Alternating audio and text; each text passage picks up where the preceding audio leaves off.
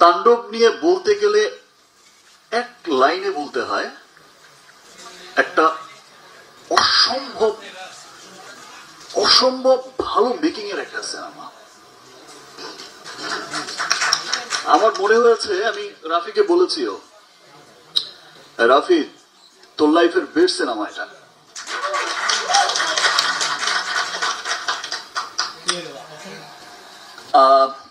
এই প্রোডাকশন, এই যে এই প্রোডাকশন হাউস আছে, এই কোলাবোরেশনের সাথে এটা আমার সেকেন্ড কাজ। রাফির সাথেও আমার এটা সেকেন্ড কাজ। আমি ডাবিং এ যখন ডাবিং করেছি আর দেখেছি সিনেমা, তখনই আমার কাছে মনে হয়েছে ইয়েস, এটা কি বানালো। এবং তাণ্ডব কিন্তু অসম্ভব পরিশ্রমের একটা সিনেমা। তাণ্ডবের ফাইট যেমন অসাধারণ হয়েছে, গান অসাধারণ হয়েছে, স্টোরিও অসাধারণ স্টোরি।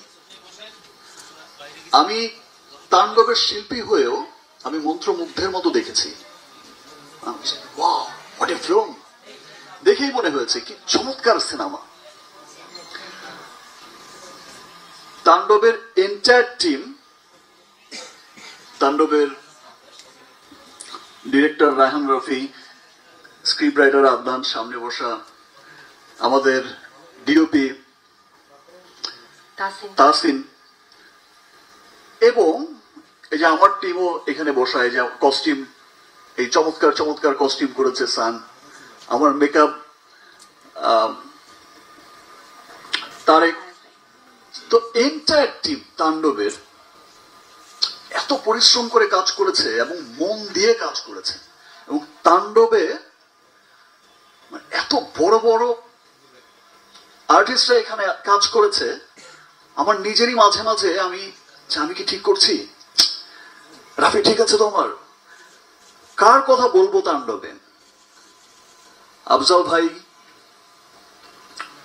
এই যে আমার সামনে রাকায়াত ভাই বসে আছে, মুকিত ভাই বসে আছে, লাবলু ভাই বসে আছে, সুব্রত দা, আর আমার পাশে যিনি বসা জয়া, জয়ার তুলনা তো জয়া নিজেই।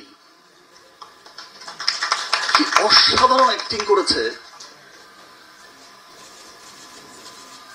এবং এই পাশে আরেকজন যিনি বসে আছে, অলরেডি লিচুর বাগান দিয়ে তো পাগল করে রেখেছে সবাই। সত্যি বলছি, যেটা রাফি অসাধারণ একটা সিনেমা বানিয়েছে।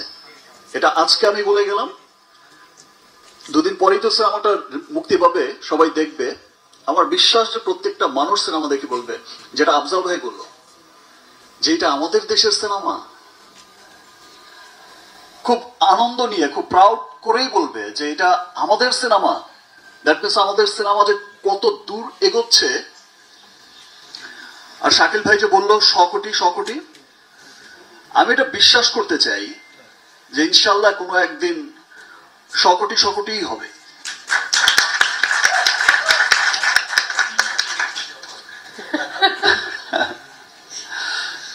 তো এবং আমার মনে হয় না যে খুব বেশি দিন লাগবে, বিকজ এখন শুধু আমাদের দেশেই যে সিনেমাটা চলে তা তো না, এখন ওভারসিজেও পৃথিবীর বহু দেশে যেখানেই বাঙালি আছে সেখানেই আমাদের সিনেমা যাচ্ছে। এবং খুব মানে চলার জন্য চলে না, অফিসিয়ালি রিলিজ হচ্ছে।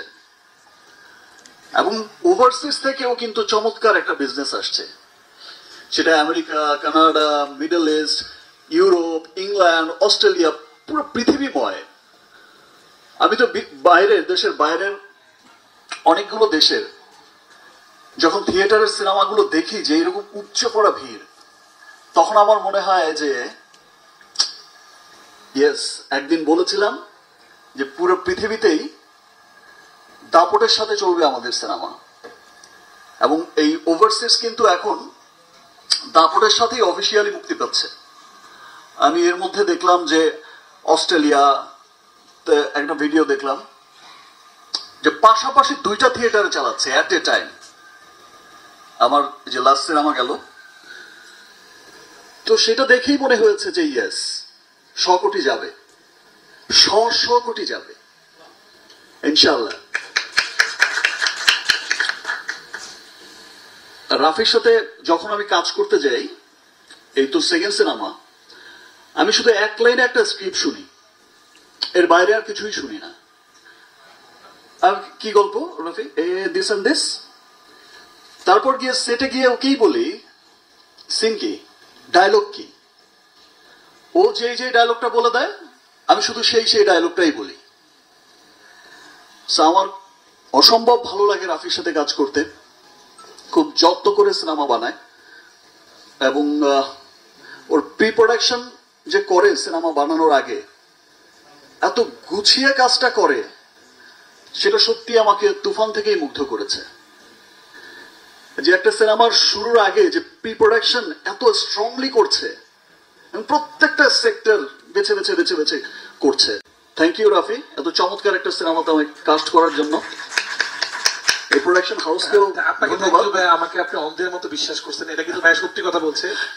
একটা ডিরেক্টরকে, এত বড় একজন মেগা স্টার, এত বড় একজন স্টার যার নামে মানুষ সিনেমা হলে চলে যায়, তিনি একটা ডিরেক্টরকে বিশ্বাস করেছেন, সিনেমা ডেট দিয়েছেন শুধুমাত্র একটা গল্পের ওয়ান লাইন শুনে। এবং উনি আমাকে যখন বলছেন রাফি আমি তোকে বিশ্বাস করি, এটা আমার কাছে অনেক বড় দায়িত্ব আর কি। তো ধন্যবাদ ভাইয়া। মানে আসলে আপনার সাথে কাজ না করলে আমি আসলে জানতাম না যে একজন এত বড় স্টার, শুধুমাত্র তাকে বড় স্টার হইলে হয় না, তার মনটা কত বড় হইতে হয়, আপনি এটা প্রমাণ করে দিয়েছেন। এবং আমরা সবাই চাই আপনি আমাদের মাঝে অনেকদিন কাজ করেন, বাংলা সিনেমাকে আসলে আপনি এমন জায়গায় নিয়ে যান যার সারা পৃথিবী বাংলা সিনেমা নিয়ে গর্ব করতে পারে।